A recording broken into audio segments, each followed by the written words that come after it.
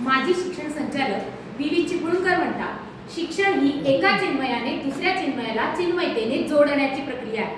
महात्मा गांधी म्हणतात, education for life, education through life. Kautilya म्हणतात, शिक्षण म्हणजे मनुष्याच्या अंगी जे आधीचेच विराजमान आहे त्याचे उत्तम प्रकटीकरण होय. विवेकानंद म्हणतात, केवळ लिहिता वाचता येणं म्हणजे शिक्षण नव्हे, तर अनुभवांची प्राप्ती म्हणजे शिक्षण. पाश्चात्य शिक्षण तज्ञ हर्बर्ट स्पेन्सर म्हणतात, सर्वांग सुंदर जीवन जगण्याची तयारी म्हणजे शिक्षण होय. काळ बदलला, विचार बदलले, शिक्षण बदललं, शिक्षणापुढील आव्हानं देखील बदलली. शिक्षणापुढील आव्हानं बदलली, व्यवस्था जरी नरकासम असली तरी या नरकातूनही मला घडायचं आहे आणि घडवायचं आहे अशी धारणा असणारं चित्र रंगविणारा एकमेव माणूस म्हणजे शिक्षक आहे. उद्याच्या समाजाचे चित्र रंगवणारा शिक्षक जसे रंग या कॅनव्हासवर भरतो तसे हे चित्र फुलत फुलत जाते. शिक्षण प्रेमींनी, शिक्षकांनी, शिक्षणाबद्दल आस्था असणाऱ्या सर्वांनी शिक्षणासमोरची आव्हानं अभ्यासावीत, अंगीकारावीत आणि त्यावर उपाययोजना कराव्यात. यासाठी मी पूनम साळुंखे, जिल्हा परिषद प्राथमिक शाळा येवले वस्ती, तालुका हवेली, जिल्हा पुणे आपणासमोर विषय मांडत आहे, बदलत्या काळानुसार शिक्षणापुढील आव्हाने व त्यावरील उपाय. स्वातंत्र्याला 50 वर्ष पूर्ण झाली. कवी कुसुमाग्रजांनी एक कविता लिहिली, 50ची उमर गाठली, अभिवादन मज करू नका, मीच विनविते हात जोडून वाट वाकडी धरू नका. सूर्यकुळाचा दिव्य वारसा प्रिय पुत्रांनो तुम्हा मिळे, काळोखाचे करून पूजन घुबडांचे व्रत धरू नका. अज्ञानाच्या गळ्यात माळा अभिमानाच्या घालू नका, अंधप्रकांच्या पुसट कोठारी दिवा भीती सम जोडू नका.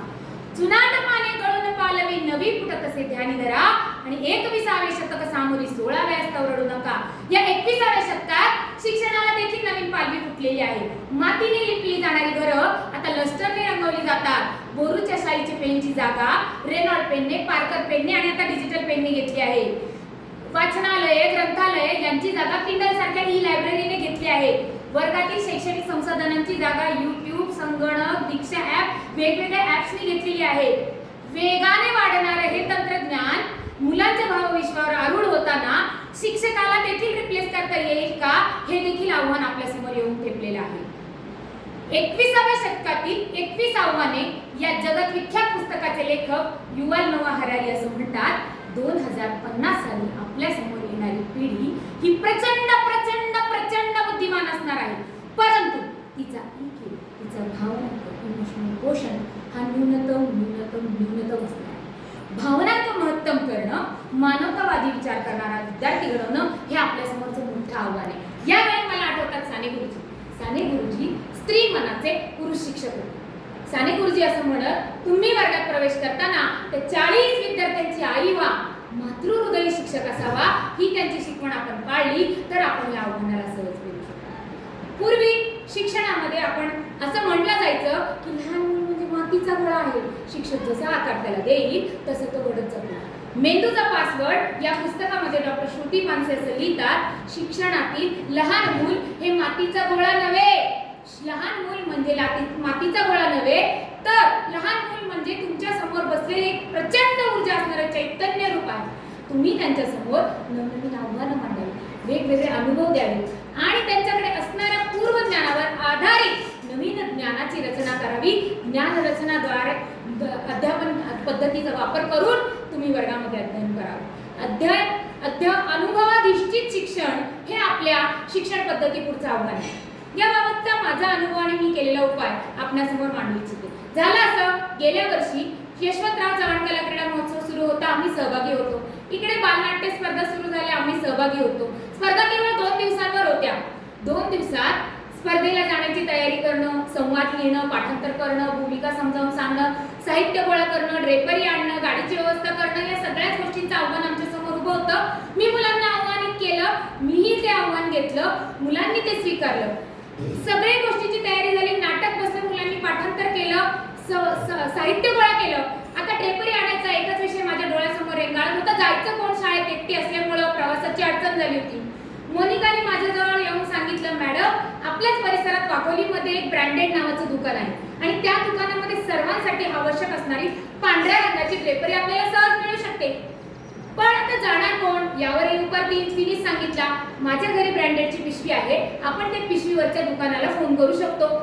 पिशवीवरचा नंबर घेऊन मी फोन केला, व्हॉट्सअपवर एक मुलांचा फोटो काढला आणि संबंधित फोटो पाठवल्यानंतर दुसऱ्या दिवशी सकाळी 9:30 वाजता स्पर्धेला जाण्याच्या आधी 10 मुलांचे गणवेश माझ्या शाळेच्या दारात पालकांकरवी पोहोचले. आम्ही ड्रेपरी घेतली, घातली, स्पर्धेला गेलो, नाटक सादर केलं आणि नाटक सादर केलं. मुलांचं प्रचंड कौतुक झालं. इतकंच नव्हे, नाटकाचा आमचा प्रथम क्रमांक आला आणि यावरच थांबलं नाही तर प्रवीण तरडे दिग्दर्शक यांनी रितेश आणि मोनिकाला उत्कृष्ट अभिनयाचं पारितोषिक प्रदान केलं. प्रचंड मेहनतीने यश प्राप्त होतं. या गोष्टीचा अनुभवातून शिक्षण आम्ही मुलांना देण्यात यशस्वी ठरलो. एकाच अनुभवातून संवाद वाचन, पाठांतर, सांघिक नेतृत्व, संघटन, श्रमप्रतिष्ठा, प्रसंगावधान आणि सगळ्यांनी मिळून केल्यानंतर केलेल्या गोष्टीचा आनंद, या सगळ्या गोष्टी आम्हाला शिकवतात.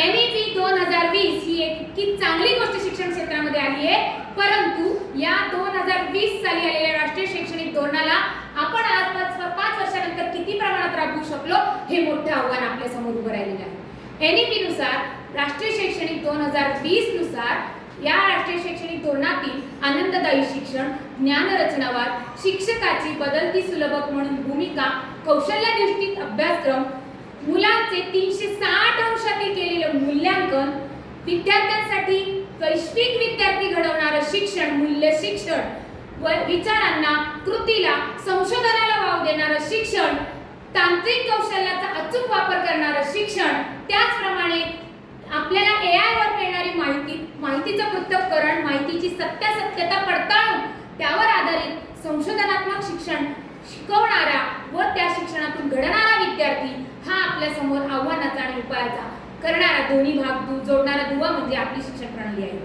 शिक्षक, पालक, समाज, प्रशासन, सरकार आणि शेवटचा घटक विद्यार्थी शिक्षक या सगळ्यांनी वज्रमूठ बांधली तर काय होऊ शकतं? जिल्हा परिषदेचा एक शिक्षक अशी शाळा निर्माण करतो जी जगामध्ये प्रथम क्रमांकाची ठरते. आदरणीय दत्तात्रय वारे गुरुजी यांचं उत्तम उदाहरण आपल्या सर्व शिक्षण प्रणाली समोर उभा आहे. सगळी शिक्षणाची आव्हानं एका बाजूला आणि आपले जिल्हा परिषदेचे शिक्षक आणि शिक्षक नावाचा प्राणी एका बाजूला. एका शिक्षकाने ठरवलं, समाजाने ठरवलं, सरकारने ठरवलं, सर्वांनी वज्रमूठ बांधली तर आपण या शिक्षण प्रणालीमध्ये, जसं फिनलँड हा एक छोटासा देश, महाराष्ट्र इतकी लोकसंख्या ज्या देशाची आहे, तो देश सुद्धा जागतिकीकरणावरती स्वतःचं अस्तित्व सिद्ध करतो आणि आंतरराष्ट्रीय दर्जाची शाळा असणारी किंवा आंतरराष्ट्रीय दर्जामध्ये शिक्षण प्रणालीचा अव्वल मानांकन प्राप्त असणारा देश फिनलँड ठरतो. जसा की भारत महान संस्कृतीचा 5000 वर्षापूर्वीची आपली संस्कृती ही जगात मानली जाते, अव्वल ठरली जाते, तशी आजची प्रणाली, शिक्षण प्रणाली आणि शिक्षण व्यवस्था नक्कीच मानली जाईल. या सर्व घटकांनी वज्रमूठ बांधावी. या साथी बनान साथ करारे, मातृभूमी ही आर्त पुकारे, कंकण बांधू हाताला आणि प्रगत करू या राष्ट्राला. या सर्व तमाम राष्ट्राच्या सर्व खालुताईंना आणि समाजासाठी झटणाऱ्या प्रत्येक शिक्षक बंधू भगिनींना या व्यवस्थेपुढील उभी असणारी आव्हानं पेलण्यासाठी मनापासून शुभेच्छा देते आणि आपण करत असलेल्या सर्व प्रयत्नांना सलाम करते आणि या ठिकाणी मी माझा विषय संपवते. खूप खूप धन्यवाद.